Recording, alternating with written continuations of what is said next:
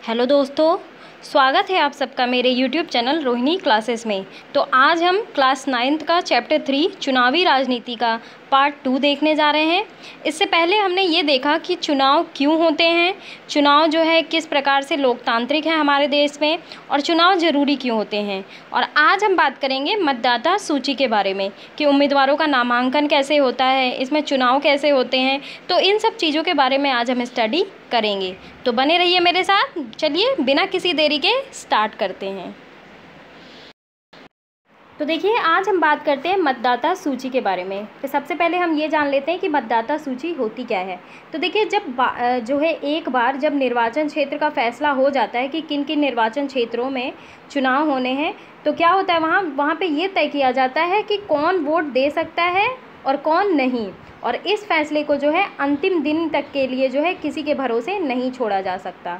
जैसे कि मैंने आपको बताया है कि जो है चुनाव की घोषणा जो है वो निर्वाचन आयोग करता है। ठीक है, तो क्या होता है कि लोकतांत्रिक चुनाव में मतदान की योग्यता रखने वाले की सूची जो है चुनाव से काफ़ी पहले तैयार कर दी जाती है। अब जैसे मान लीजिए एक क्षेत्र है, ठीक है, तो आप अगर वहाँ पे वोट डालने जाओगे तो वहाँ पे आपका नाम अंकित रहेगा। ठीक है, तो पूरा डेटा तैयार किया जाता है और जो है हर किसी को जो है ये जो है दे दिया जाता है पहले से तैयार करके। और इस सूची को जो है आधिकारिक रूप से मतदाता सूची कहते हैं, और आम बोलचाल में इसे क्या कहते हैं, वोटर लिस्ट। क्या कहते हैं, वोटर लिस्ट। तो देखिए क्या होता है कि यह एक बहुत महत्वपूर्ण कदम है। क्यों? क्योंकि इसका सीधा संबंध जो है वो लोकतांत्रिक चुनाव की पहली शर्त यानी कि क्या, अपने प्रतिनिधि चुनने के लिए हर किसी को समान अवसर मिलने से है। पहले हमने सार्वभौम वयस्क मताधिकार के बारे में पढ़ा था। यह आपने पढ़ा था ये कि 18 वर्ष की उम्र जिन भी व्यक्तियों ने पूरी कर ली है वो अपने मत के अधिकार का प्रयोग कर सकता है। तो क्या होता है कि व्यवहार में इसका मतलब है कि हर किसी को मत देने का अधिकार होना चाहिए, और जो है हर एक मत का जो है समान मोल होना चाहिए। जैसे कि मैंने आपको बताया था कि प्रत्येक वोट की वैल्यू जो होती है वो एक होती है समान रूप से, है ना, ताकि जो है क्या होता है कि जब तक ठोस कारण ना हो किसी को मताधिकार से वंचित नहीं किया जाना चाहिए। और अलग अलग नागरिक जो है अनेक मामलों में एक दूसरे से भिन्न होते हैं। कोई अमीर होता है, कोई गरीब होता है, कोई कम पढ़ा लिखा होता है, कोई बहुत पढ़ा लिखा होता है ना, कोई दयालु होता है, कोई निर्दयी होता है। तो विभिन्न प्रकार के व्यक्ति देखे जाते हैं, पर हर कोई तो इंसान है ना, चाहे जैसी भी प्रवृत्ति का हो, इंसान है।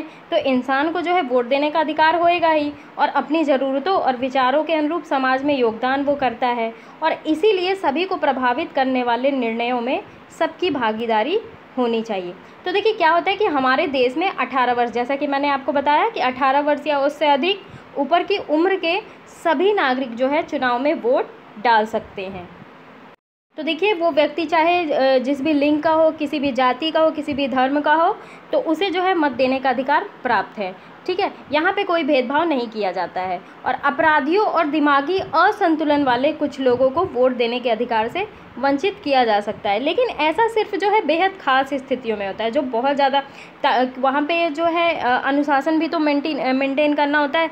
मान लीजिए कि एक दिमागी रूप से असंतुलित व्यक्ति आ जाता है, तो क्या होता है, वोटिंग का सिस्टम पूरा बिगड़ सकता है। तो ऐसी खास परिस्थितियों में जो है उन्हें वंचित किया जा सकता है, लेकिन ऐसा सिर्फ बेहद खास स्थितियों में होता है। ठीक, और सभी जो है सक्षम मतदाताओं के नाम मतदाता सूची में हो, यह व्यवस्था करना किसकी जिम्मेदारी होती है, सरकार की जिम्मेदारी होती है। मैं आपको बता दूं, हमारे जो भी सब्सक्राइबर एक बार भी अगर वोट डाले होंगे तो आप सभी भली भांति जानते होंगे कि क्या होता है कि वहाँ पे सारे जितने भी जो है जितने भी लोगों को हमें वोटिंग के आधार पे चुनना होता है, उनके सबके नाम दिए होते हैं। और ये होता है कि हमारे भी नाम दिए होते हैं, जो वोट डालने इंसान जाता है उसका भी नाम दिया होता है, और वहाँ पर अंगूठा या सिग्नेचर लगाया जाता है कि हमने अपने वोट के अधिकार का प्रयोग कर लिया है, ताकि जो है वो दोबारा प्रयोग ना कर सके, है ना।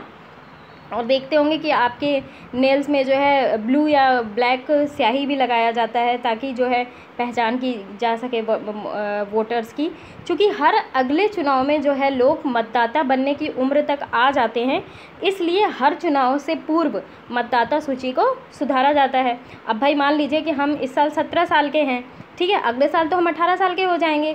तो क्या होता है कि 18 साल के हो गए तो हमारा नाम भी तो मतदाता सूची में ऐड होगा। तो क्या होता है, हर चुनाव से पूर्व जो है मतदाता सूची तैयार की जाती है, और जो लोग उस इलाके से बाहर चले जाते हैं या जिनकी मौत हो जाती है उनके नाम इस सूची से काट दिए जाते हैं। और हर 5 वर्ष में मतदाता सूची का पूर्ण नवीनीकरण किया जा सकता है, मतलब नए तरीके से तैयार किया जाता है। और ऐसा मतदाता सूची को जो है एकदम ताज़ा रखने के लिए किया जाता है। और पिछले कुछ वर्षों से जो है चुनाव में फ़ोटो पहचान पत्र जो है नई व्यवस्था लागू हुई है। देखिए आज की व्यवस्था नई हो गई। पहले क्या होता था कि सिर्फ नाम लिखे होते थे, लेकिन अब हमारे जो है मतदाता सूची में नाम के साथ फ़ोटो भी लगी रहती है, ताकि जो है कोई भी करप्शन ना हो वोटिंग लिस्ट में। कि ऐसा भी होता है ना कि जैसे नाम हमारा है ना, और हमारे बदले जो है कोई दूसरा वोट डालने जा रहा है, तो फ़ोटो लगने से क्या होता है कि व्यक्ति की जो है प्रत्यक्ष रूप से पहचान की जा सकती है। तो सरकार ने मतदाता सूची में दर्ज सभी लोगों को ये कार्ड देने की कोशिश की है ना। और वोट देने जाते समय जो है मतदाता को ये पहचान पत्र साथ रखना है, जिसे आप जो है वोटर आईडी के नाम से जानते होंगे। सभी के पास वोटर आईडी होगी, और जिससे जो है किसी एक का वोट दूसरा ना डाल पाए, जैसे कि मैंने अभी आपको बताया है ना। और जो है मतदाता के लिए ये कार्ड भी अभी अनिवार्य नहीं हुआ है, लेकिन अनिवार्य कर दिया जाएगा, अभी इस समय कर दिया गया है। तो वोट देने के लिए मतदाता राशन कार्ड या ड्राइविंग लाइसेंस जैसे पहचान पत्र जो है अभी दिखा सकते हैं। अब बात आती है उम्मीदवारों का नामांकन, ये कैसे होता है, आइए इसको भी समझ लेते हैं। देखिए हमने ऊपर देखा कि लोकतांत्रिक चुनावों में लोगों के पास वास्तविक विकल्प होना चाहिए। ये कैसे होगा, ये तभी होगा जब किसी भी चुनाव लड़ने पर लगभग किसी किस्म की बंदिश ना हो। ठीक है, हम चुनाव लड़ रहे हैं तो हमारे ऊपर जो है बंदिशें ना हो। ठीक है, हमारी चुनाव प्रणाली ऐसा ही करती है। जैसे देखिए, जो व्यक्ति मतदाता है वह उम्मीदवार भी हो सकता है।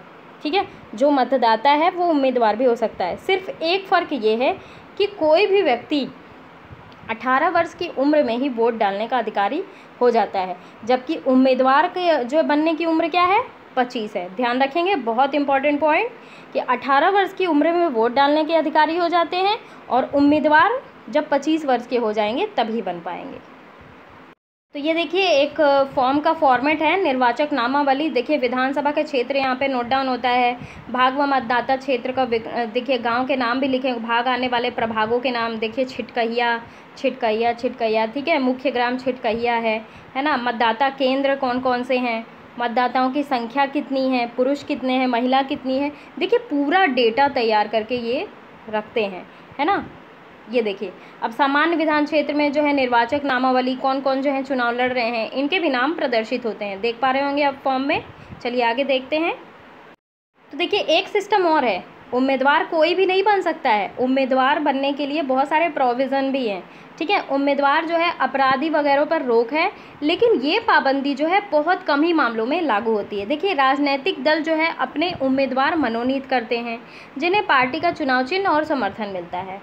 इसे ही कहते हैं टिकट। कहते हैं ना कि टिकट के लिए लड़ाई चल रही है, तो पार्टी के मनोनयन को जो है बोलचाल की भाषा में टिकट कहते हैं। देखिए चुनाव लड़ने के इच्छुक हर एक उम्मीदवार को एक नामांकन पत्र भरना पड़ता है। जैसा कि हमने पिछला फॉर्मेट देखा, उसे हर एक उम्मीदवार को भरना पड़ता है। तो कुछ रकम जो है जमानत के रूप में जो है जमा करानी होती है, और हाल में सर्वोच्च न्यायालय के निर्देश पर उम्मीदवारों से एक घोषणा पत्र यानी कि एफिडेविट जो है भरवाने की नई प्रणाली भी शुरू की गई है। तो जो है अब हर उम्मीदवार को अपने बारे में कुछ ब्यौरे देने होते हैं। ठीक है, ये वैधानिक घोषणा करनी होती है, तो प्रत्येक उम्मीदवार को इन सारे विवरणों का जो है देना होता है। पहला विवरण ये देना होता है कि उम्मीदवार के खिलाफ चल रहे गंभीर आपराधिक मामले हैं कि नहीं है। ठीक है, अगर होंगे तो वो उम्मीदवारी अपना छोड़ना पड़ेगा उसे। दूसरा ये है कि उम्मीदवार और उसके परिवार के सदस्यों को संपत्ति और देनदारियों का ब्यौरा देना होता है। तीसरा है कि उम्मीदवार की शैक्षिक योग्यता का ब्यौरा भी इसमें देना होता है। ये चीज़ अच्छी जुड़ गई है। आगे देखते हैं। तो देखिए इन सूचनाओं को सार्वजनिक किया जाना चाहिए। इससे क्या होता है कि इससे मतदाताओं को उम्मीदवार द्वारा खुद के बारे में सूचना के आधार पर अपने फैसले देने का मौका मिलता है। अब आइए बात कर लेते हैं उम्मीदवारों की शैक्षिक योग्यता के बारे में। तो देखिए जब देश की सभी नौकरियों के लिए किसी न किसी किस्म की शैक्षिक योग्यता ज़रूरी है, तो फिर आप ये देख लीजिए कि विधायक और सांसद जो है, जो कि बहुत महत्वपूर्ण पद है, ये एक हमारे देश का बहुत महत्वपूर्ण पद है। तो इनके चुनाव के लिए किस किस्म की शैक्षिक योग्यता क्यों ज़रूरी नहीं है? बहुत ज़रूरी है इनके लिए। अगर ये शैक्षिक रूप से मजबूत होंगे तभी तो हमारे देश के लिए जो है डिसीज़न ले सकेंगे, सबकी जो होती है सुविधा के लिए डिसीज़न ले पाएंगे। तो देखिए, सभी तरीके के काम जो है सिर्फ शैक्षिक योग्यता के आधार पर नहीं होते, मैं मानती हूँ, लेकिन शैक्षिक योग्यता भी ज़रूरी है। अब देखिए, इसमें लिखा हुआ है कि सभी तरीके के काम जो है शैक्षिक योग्यता के आधार पर नहीं होते। जैसे देखिए, भारतीय क्रिकेट टीम में चुनाव के लिए डिग्री की नहीं, अच्छा क्रिकेट खेलने की ज़रूरत होती है। और इसी प्रकार विधायक या सांसद की सबसे बड़ी योग्यता यह है कि वह अपने क्षेत्र के लोगों की समस्याओं को समझे, उनकी चिंताओं को समझे और उनके हितों का प्रतिनिधित्व करें। और वे यह काम कर रहे हैं या नहीं, इसकी परीक्षा उनके लाखों वोटर 5 साल में रोज़ लेते हैं। दूसरी बात ये कही गई है कि अगर शिक्षा या डिग्री की प्रासंगिकता हो भी तो ये जिम्मा लोगों पर छोड़ देना चाहिए कि ये शैक्षिक योग्यता को कितना महत्व देते हैं। तीसरी चीज़ ये बताई गई है कि हमारे देश में जो है शैक्षिक योग्यता की शर्त लगाना एक अन्य कारण से भी लोकतंत्र की मूल भावना के खिलाफ होगा। कैसे? इसका मतलब ये होगा कि देश के अधिकांश लोगों को चुनाव लड़ने के लिए मौलिक अधिकार से वंचित करना। जैसे यदि उम्मीदवार के लिए BA, BCom या फिर BSc की स्नातक डिग्री को अनिवार्य किया गया तो 90% से ज़्यादा नागरिक चुनाव लड़ने के लिए अयोग्य हो जाएंगे। जैसे कि आप जानते हैं कि हमारे देश में जो है अशिक्षित लोगों का प्रतिशत भी बहुत ज़्यादा है। तो देखिए, अब बात कर लेते हैं कि भारत की चुनाव प्रणाली की कुछ विशेषताओं के बारे में देख लेते हैं। ये बहुत इंपॉर्टेंट है, ध्यान रखेंगे। देखिए, पहला सिद्धांत ये है सार्वभौमिक वयस्क मताधिकार, ठीक है, ये जो है। और दूसरी सिद्धांत है कमज़ोर वर्गों को प्रतिनिधित्व। तीसरी बात यह है खुली राजनीतिक प्रतिद्वंदिता यानी कि प्रतियोगिता। और एक मत एक मोल। और ये देखिए, चुनाव प्रणाली की विशेषता क्या क्या है। देखिए, पहली विशेषता यह है कि हर चुनाव क्षेत्र में लगभग बराबर मतदाता होने चाहिए। 18 वर्ष या उससे अधिक सभी को मताधिकार होना चाहिए। तीसरी विशेषता ये है कि सभी को पार्टी बनाने या फिर चुनाव लड़ने की आज़ादी होनी चाहिए। चौथी चीज़ ये है कि अनुसूचित जातियों और जनजातियों के लिए सीटों का आरक्षण होना चाहिए। अब देखिए, अब आती है बात चुनाव अभियान की। तो देखिए, चुनावों को मुख्य उद्देश्य जो है लोगों को अपनी पसंद के प्रतिनिधियों, सरकार और नीतियों का चुनाव करने का अवसर देना है।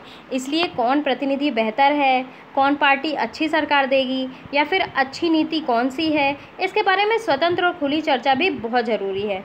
तो चुनाव अभियान के दौरान जो है यही सारी चीज़ें होती हैं जब चुनाव अभियान होता है।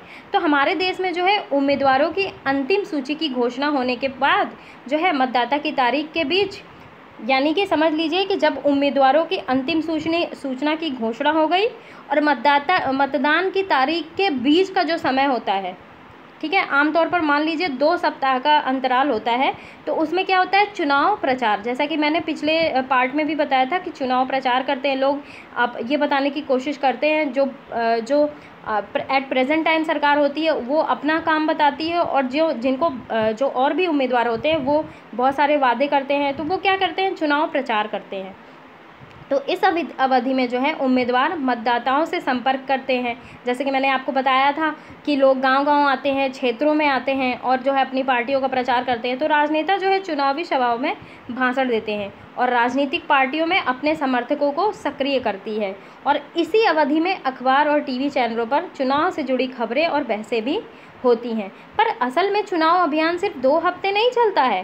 राजनीतिक दल जो है वो चुनाव होने के महीनों पहले से इसकी तैयारी शुरू कर देते हैं। तो देखिए, क्या होता है, चुनाव अभियान के दौरान राजनीतिक पार्टियां जो हैं लोगों का ध्यान बहुत बड़े मुद्दों पर केंद्रित कराना चाहती हैं। देखिए, इस समय जो है ज्वलंत मुद्दा है गरीबी का, बेरोजगारी का और किसानों के ऊपर जो है ये ज्वलंत मुद्दे, यही मुद्दे जो है वो चुनाव के समय जो है उठाए जाते हैं। ठीक है, वे लोगों को या फिर ये कह लीजिए कि बेवकूफ़ी बनाते हैं। कहते तो बहुत सारे वादे करके आते हैं, लेकिन उन वादों में से 1-2 वादे ही वो पूरे कर पाते हैं।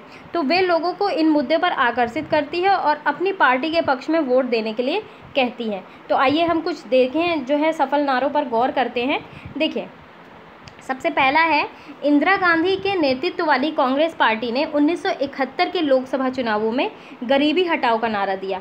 पार्टी ने वादा किया कि वह जो है सरकार की सारी नीतियों में बदलाव करके सबसे पहले देश की गरीबी हटाएगी। दूसरी बात ये कही गई है कि 1977 में हुए लोकसभा चुनावों में जयप्रकाश नारायण के नेतृत्व में जनता पार्टी ने नारा दिया कि लोकतंत्र बचाओ।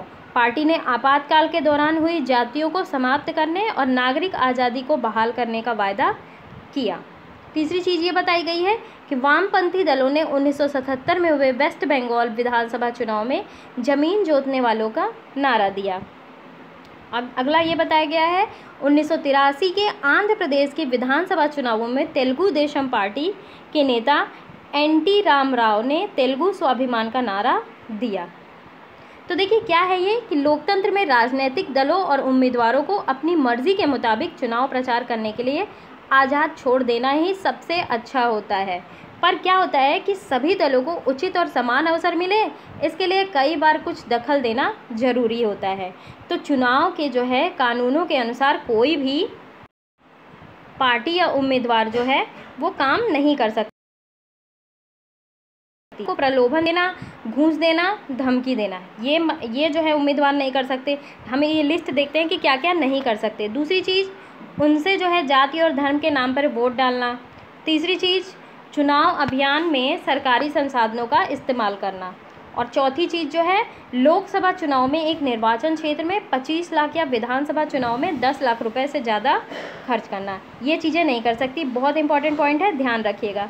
और अब सबसे इम्पॉर्टेंट पॉइंट आ रहा है, आचार संहिता क्या होती है। देखिए क्या होती है कि अगर वे इनमें से, जो कि ऊपर मैंने बताया है, इनमें से किसी भी मामले में दोषी पाए जाते हैं तो चुने जाने के बावजूद उनका चुनाव रद्द घोषित हो सकता है। और इन कानूनों के अलावा हमारे देश में सभी राजनीतिक पार्टियों ने चुनाव प्रचार की आदर्श आचार संहिता को भी स्वीकार किया है। इनमें से जो है उम्मीदवार और पार्टियों को यह सब करने की मनाही है। देखिए सबसे पहले मैं आपको ये बता दूं कि आचार संहिता होता क्या है। निर्वाचन आयोग के द्वारा कुछ क्राइटेरिया निर्धारित किया जाता है कि जो है चुनाव के समय या फिर चुनाव प्रचार के समय उम्मीदवारों को कुछ चीज़ें जो नीचे मैं अभी बताऊंगी वो चीज़ नहीं करनी है। ठीक है, तो इसमें सबसे पहला है कि चुनाव प्रचार के लिए किसी धर्म स्थल का उपयोग नहीं करना है। ठीक। दूसरी चीज़, सरकारी वाहन, विमान और अधिकारियों का चुनाव में उपयोग नहीं करना है। तीसरी चीज़, चुनाव की अधिघोषणा हो जाने के बाद जो है मंत्री किसी बड़ी योजना का शिलान्यास, बड़े नीतिगत फैसले या फिर लोगों को सुविधाएं देने वाले वायदे नहीं कर सकती। अब आगे बात करते हैं मतदान और मतगणना। ये कैसे होता है, ये प्रोसेस। ये देखिए, ये प्रोसेस जो है चुनाव का सबसे आखिरी प्रोसेस है। ठीक है, मतगणना हो जाएगी, इसके बाद जो है जो जीता हुआ उम्मीदवार है उसका नाम घोषित हो जाता है। तो क्या होता है कि चुनाव का आखिरी चरण है क्या, मतदाताओं के वोट देना। ये पैरा को भी देख लेते हैं। तो क्या होता है कि देखिए इसमें होता है कि मतदाता सूची के नाम वाला हर व्यक्ति अपने इलाके में स्थित मतदाता केंद्र पर जाता है। यह अस्थायी तौर पर स्थानीय स्कूल या फिर आप देखते होंगे जितने भी गवर्नमेंट स्कूल है या फिर प्राइमरी स्कूल है वहीं पे वोटिंग होती है। तो जब मतदाता जो है मतदान केंद्र में जाता है तो चुनाव अधिकारी उसे पहचान कर उसकी उंगली पर एक काला निशान लगा देते हैं और उसे वोट डालने की अनुमति देते हैं। सभी उम्मीदवारों के एजेंटों को मतदान केंद्र के अंदर बैठकर इजाज़त होती है जिससे कि वे देख रेख कर सकें और चुनाव ठीक ढंग से हो रहा है कि नहीं हो रहा है। तो पहले क्या होता है, पहले मतदाता एक मतपत्र पर अलग अलग छपे उम्मीदवारों के नाम और चुनाव चिन्ह में से अपने पसंद के उम्मीदवार का चुनाव चिन्ह पर मोहर लगाकर अपनी पसंद जाहिर करते हैं। और अब मतदान के लिए इलेक्ट्रॉनिक वोटिंग मशीन, जिसको कि ईवीएम, इसका फुल फॉर्म भी पूछ लिया जाता है कि ईवीएम का फुल फॉर्म बताइए। तो ईवीएम का फुल फॉर्म क्या है, इलेक्ट्रॉनिक वोटिंग मशीन का इस्तेमाल होने लग गया है आजकल। तो मशीन के ऊपर जो है उम्मीदवारों के जो है चित्र और नाम और पार्टी का नाम जो है वो लिखा होता है। देखिए अब क्या बात करते हैं कि ये पैरा में जो दिया हुआ है इसको भी देख लेते हैं कि क्या हमारे देश में चुनाव बहुत महंगे हैं। आइए इसे भी देख लेते हैं। तो देखिए भारत में चुनाव करवाने पर बहुत ज़्यादा रकम खर्च होती है। एक नॉर्मल इंसान तो चुनाव लड़ ही नहीं सकता क्योंकि बहुत ज़्यादा खर्च होता है। देखिए जैसे हमने ये देखा कि 2014 में जब लोकसभा का चुनाव हुआ तो क्या हुआ कि सरकार ने करीब 3500 करोड़ रुपए खर्च किए। हिसाब लगाए तो मतदाता सूची में दर्ज हर नाम पर 40 रुपये के करीब जो है वो खर्च हुआ। तो पार्टियों और उम्मीदवारों को चुनाव में सरकार से भी ज़्यादा खर्च किया। मोटे अनुमान के अनुसार सरकार जो है पार्टियों और उम्मीदवारों का कुल खर्च जो है करीब 30,000 करोड़ हुआ, मतलब कि प्रति मतदाता करीब 500 रुपये। और हमारे देश में आप जानते हैं कि 121 करोड़ जो है कि जनता है, और 500 रुपये के हिसाब लगा लीजिए प्रति जो है जनता। तो कुछ लोग कहते हैं कि चुनाव जो है हमारी जनता पर, खासकर गरीब लोगों पर एक बोझ है, और मुल्क हर 5 साल पर जो है चुनाव कराने का बोझ नहीं उठा सकता। तो इस खर्च की तुलना जो है अन्य खर्चों से आइए करते हैं। देखिए, सन 2005 में सरकार ने फ्रांस में 6 परमाणु पनडुब्बियों खरीदने का फैसला किया, और प्रत्येक पनडुब्बी की कीमत थी 3,000 करोड़ रुपए। दूसरी बात कि सन जो है 2010 में राष्ट्रमंडल खेलों का आयोजन हुआ, अनुमानतः इसमें 20,000 करोड़ से भी ज़्यादा खर्च हुए। तो क्या चुनावों का महंगा माना जा सकता है चुनावों को? इस पर आप अपनी राय ज़रूर मुझे कमेंट बॉक्स में बताइए। देखिए, जो ईवीएम की मशीन होती है, तो मैंने आपको बताया उसमें कि उसमें चुनाव चिन्ह बने होते हैं, और निर्दलीय उम्मीदवारों को भी चुनाव अधिकारी चुनाव चिन्ह देते हैं, जो कि निर्दलीय बिना किसी दल के होते हैं, है ना। और मतदाता को जिस उम्मीदवार को वोट देना होता है उसके चुनाव चिन्ह के आगे बटन को दबाकर जो है भर देना होता है। तो मतदान हो जाने के बाद सभी वोटिंग मशीनों को सील बंद करके एक सुरक्षित जगह पहुंचा दिया जाता है। फिर एक तय तारीख पर जो है चुनावी क्षेत्र की सभी मशीनों को एक साथ खोला जाता है, और मतों की जो है वो गिनती की जाती है। और क्या होता है, सभी दलों के एजेंट वहाँ रहते हैं, जिससे मतगणना का काम जो है निष्पक्ष ढंग से हो सके, कोई भी बेईमानी न हो। तो किसी चुनावी क्षेत्र में सबसे ज़्यादा मत पाने वाले उम्मीदवार को विजयी घोषित किया जाता है। और आम चुनाव में अमूमन क्या होता है कि सभी निर्वाचन क्षेत्रों में मतगणना एक ही तारीख पर होती है। टीवी चैनल, रेडियो, अखबारों, आप कह रहे हैं कि रुझान आ रहे हैं, इनको इतने वोट मिले, अभी इनको चेंज होता रहता है डाटा। तो ये किसके माध्यम से पता चलता है? टीवी चैनलों, रेडियो, अखबारों के माध्यम से ही पता चलता है।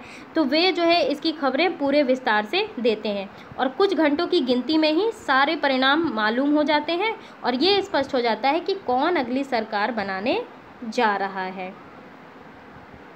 आइए हम इस बॉक्स में भी देख लेते हैं क्या लिखा है। इनमें से कौन सा काम आदर्श चुनाव संहिता के उल्लंघन है और कौन सा नहीं है? सबसे पहला है कि मतदान की तारीख से पहले मंत्री द्वारा अपने निर्वाचन क्षेत्र के लिए नई रेलगाड़ी को हरी झंडी दिखाकर रवाना करना। ये बिल्कुल मतदान का उल्लंघन है। ये बताया गया है कि मतदान की तारीख जो है उससे पहले और जो है घोषणा के जो है बाद कोई भी आप प्लान डिस्क्लोज़ नहीं कर सकते हैं। दूसरी चीज़ ये है, एक उम्मीदवार से वायदा किया कि चुने जाने पर वह निर्वाचन क्षेत्र में नई रेलगाड़ी चलवाएगा, ये भी गलत है। एक उम्मीदवार के समर्थकों द्वारा मतदाताओं को एक मंदिर में ले जाकर उनसे उसी उम्मीदवार को वोट देने की शपथ दिलाना, ये भी गलत है। और जो है किसी उम्मीदवार के समर्थकों द्वारा झुग्गी बस्ती में वोट के वायदे लेकर कंबल बांटना, ये भी गलत है। अब आइए बात करते हैं कि भारत में चुनाव क्यों लोकतांत्रिक है, क्यों ज़रूरी है कि भारत में चुनाव जो है वो लोकतांत्रिक रूप से हो। तो देखिए, हम अब देखते हैं कि हम चुनाव में गड़बड़ियों और धांधलियों के बारे में पढ़ते रहते हैं। अक्सर आता रहता है कि ईवीएम बॉक्स में जो है घोटाला हुआ है, ठीक है। बहुत सारी ऐसी खबरें टीवियों और अखबारों में आती रहती हैं, तो गड़बड़ियों की चर्चा होती है, आरोप लगाए जाते हैं। तो अधिकांश खबरों में कुछ इस तरह की गड़बड़ियों की सूचना मिलती है। देखिए कैसी खबरें मिलती हैं कि मतदाता सूची में फर्जी नाम डालने और असली नामों को गायब करने की। दूसरी ये सूचना मिलती है गड़बड़ी की कि शासक दल द्वारा सरकारी सुविधाओं और अधिकारों के दुरुपयोग की। तीसरी ये है कि अमीर उम्मीदवार और बड़ी पार्टी द्वारा बड़े पैमाने पर धन खर्च करने की। चौथी बात ये आती है कि मतदान के दिन चुनावी धांधली, मतदाताओं को डराना और फर्जी मतदान करवाना। तो देखिए क्या है, इसमें से जो भी खबरें सही होती हैं, ऐसी खबरों को पढ़ने या टीवी पर देखते हुए हमें दुख होता है, पर सौभाग्य से ये गड़बड़ियाँ इतने बड़े पैमाने पर नहीं होती कि चुनाव के उद्देश्य को ही नकार दें। इस परिप्रेक्ष्य में क्या होता है कि अगर एक एक करके सवाल उठाएं तो ये बात ज़्यादा स्पष्ट हो जाती है कि क्या कोई पार्टी बिना जन समर्थन के सिर्फ चुनावी धांधली के सहारे जो है चुनाव जीतकर सत्ता में आ सकती है? यह एक महत्वपूर्ण सवाल है। तो आइए इस सवाल के जो है विभिन्न पहलुओं को हम देखते हैं। तो सबसे पहला है स्वतंत्र चुनाव आयोग। देखिए, चुनाव निष्पक्ष हुए हैं या नहीं, ये जांचने का एक सरल तरीका यह है कि ये देखना कि उनका संचालन कौन करता है। ठीक है, क्या चुनाव कराने वाले लोग सरकार से स्वतंत्र हैं या फिर सरकार या शासक पार्टी का दबाव और प्रभाव बनाती है? क्या उनके पास जो है स्वतंत्र निष्पक्ष चुनाव कराने की शक्ति प्राप्त है? क्या वे इन शक्तियों को वास्तव में प्रयोग करते हैं? हमारे देश के लिए इन सवालों का जवाब काफ़ी हद तक सकारात्मक है। कैसे? हमारे देश में चुनाव एक स्वतंत्र और बहुत ताकतवर चुनाव आयोग द्वारा करवाए जाते हैं। इसे न्यायपालिका के समान ही आज़ादी प्राप्त होती है और मुख्य निर्वाचन चुनाव आयुक्त जो है नियुक्ति भारत के राष्ट्रपति करते हैं और एक बार नियुक्ति हो जाने के बाद निर्वाचन आयुक्त राष्ट्रपति या सरकार के प्रति जवाबदेह जो है वो नहीं रहता, जिस प्रकार हमारी न्यायपालिका होती है, न्याय करती है जो, जैसे सुप्रीम कोर्ट, हाई कोर्ट के जो है जजेस हो गए। अगर शासक जो है पार्टी या सरकार को चुनाव आयोग पसंद ना हो तब भी मुख्य निर्वाचन आयुक्त को हटा पाना लगभग असंभव है। तो दुनिया के शायद ही किसी चुनाव आयोग को भारतीय निर्वाचन आयोग जितने अधिकार प्राप्त होंगे।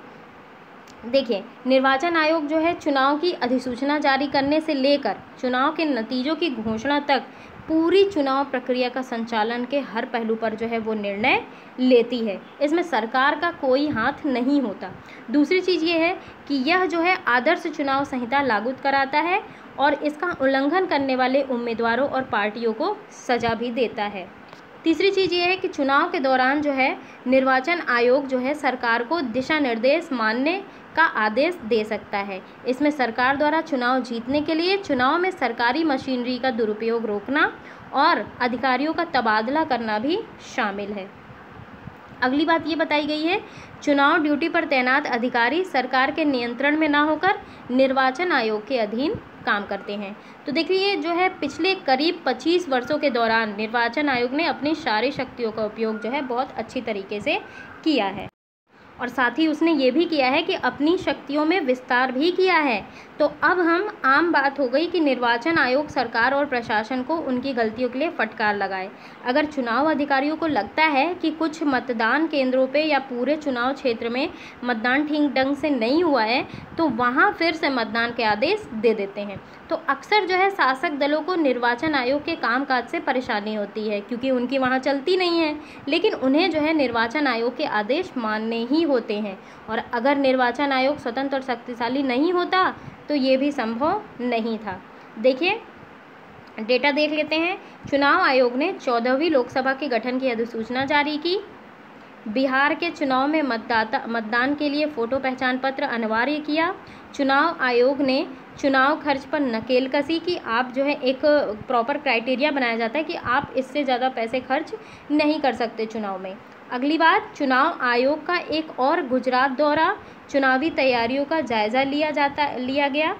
चुनाव आयोग ने गृह मंत्रालय के चुनाव सुधार संबंधी सुझाव भी नकारे। चुनाव के जो है गुप्त खर्च पर चुनाव के आयोग की नज़र। उच्च न्यायालय ने चुनाव आयोग से अपराधी नेताओं पर रोक लगाने को कहा। चुनाव आयोग को हरियाणा के नए पुलिस प्रमुख को नियुक्ति स्वीकार। चुनाव आयोग ने 398 मतदान केंद्रों पर फिर से वोट डालने के आदेश दिए। देखिए कितनी सारी शक्ति प्राप्त है चुनाव आयोग को। एग्जिट पोल पर प्रतिबंध लगाने की फिलहाल कोई योजना नहीं, चुनाव आयोग।